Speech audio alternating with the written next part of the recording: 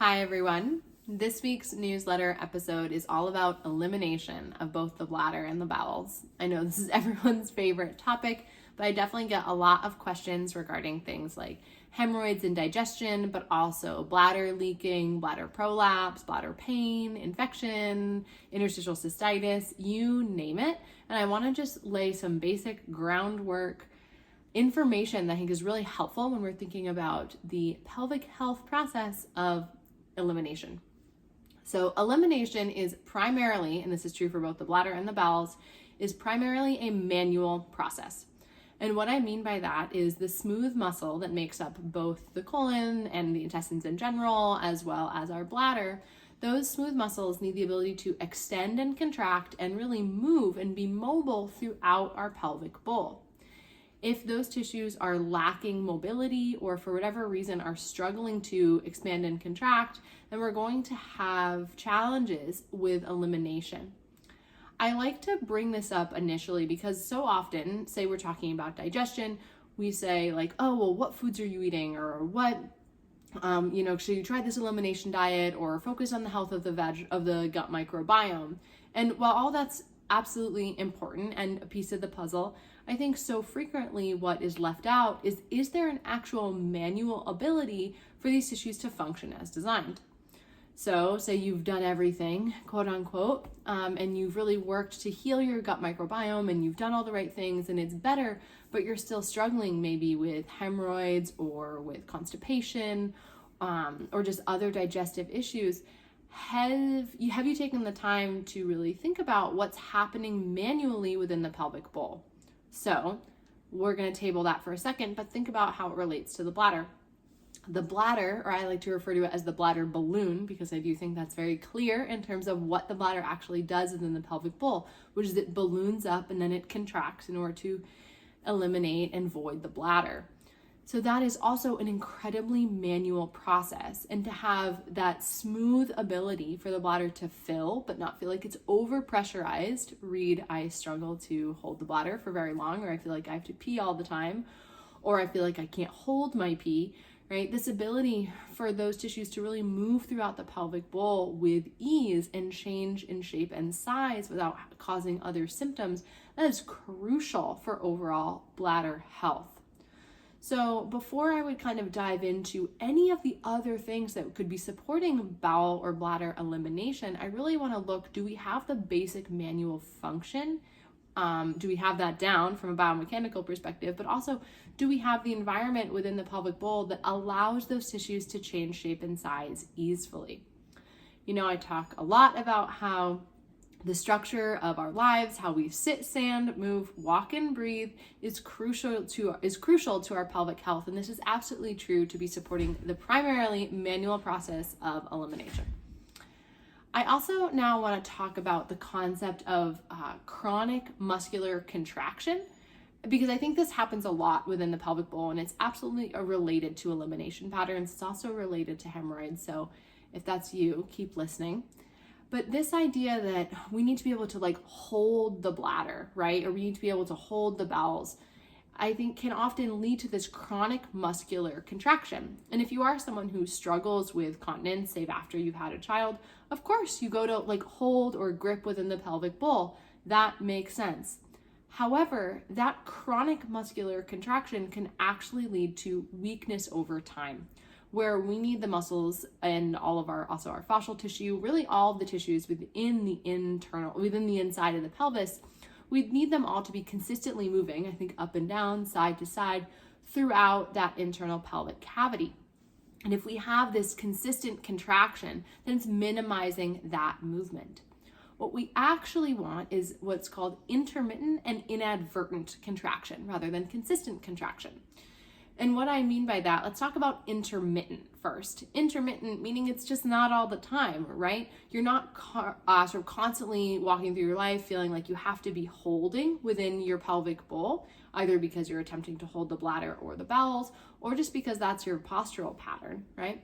So we're going for this relaxation and then intermittent contraction, meaning when there's a strong exhale, maybe when you're like jumping up and down, or when you have to sneeze, or other actions of daily life where there is more support required for our internal pelvic tissues. That's where we're going to have that intermittent contraction, ideally on the exhale, and then the inhalation is going to allow those tissues to settle back down. So that's intermittent. The other one is inadvertent, which means we don't have to think about it. It happens autonomically. Let's talk about this in regards to a sneeze for a second. So maybe you saw my most recent Instagram reel about the flamingo sneeze. If you didn't, you can go back and check it on my grid. That's about recruiting the external pelvic musculature when you sneeze so you can soften the internal pelvic tissues to hopefully not have the dreaded sneeze pee or not leak urine when you sneeze, right? This is an example of how to create an inadvertent contraction, meaning when you don't have to think about it, that there's automatically this support and this lift up from the bottom of the pelvic bowl towards the diaphragm that happens on the exhale. Really working to train and support that specific action is incredibly important for our overall pelvic health and absolutely related to a whole variety of bladder health concerns. So not just, sneeze pee, but whether you're dealing with, chronic infections, interstitial cystitis, bladder prolapse, really training that inadvertent muscular contraction is crucial for your overall healing. What I mean by that is the more we are able to actually practice that action and develop that full range of motion within our internal pelvic bowl, and specifically how it relates to the bladder, then the more natural, then the more easeful those actions occur without having to think about them when we actually do need that extra added support. So if we go back to the example of the sneeze, when you go to sneeze, you don't have to be like, okay, let me prepare and I'll, inhale fully to relax the pelvic floor and then shift and then address and then stand on one leg and then achoo. And then all the support comes because you've planned for it. The more we are able to actually create that type of support in a practiced way, the more inadvertent, the more autonomic those actions become within our diaphragm and our pelvic canister, and therefore the more they support our pelvic health overall. Now you might be wondering, is practicing those actions, is that a long-term solution? Well, I would say absolutely, because the more we actually practice them consciously, then the more easeful they will become, and eventually the more autonomic or inadvertent those actions will become in regards to our elimination and our bladder health overall. Let's also talk about this chronic contraction in regards to eliminating the bowels. So if we do have this chronic contraction, right, this clenching, what this can do is it can actually squeeze liquid, or minimize the liquid content in the stool, which can stiffen and harden our stools, which can make them harder to eliminate. I really want us to let that sink in, right? The more chronic contraction we have, this might have actually nothing to do with our diet. We might actually have excellent stool quality and digestive capacity, but when it comes to the manual process of allowing the bowels to empty, if we do have this over chronic constriction within the pelvic bowl, that can be causing an overfirming in the stools that can create constipation coming from a manual rather than a digestive capacity. It can also many of us know the relationship between hemorrhoids and constipation, and so this can just continue to lead to other forms of both bladder and bowel dysfunction.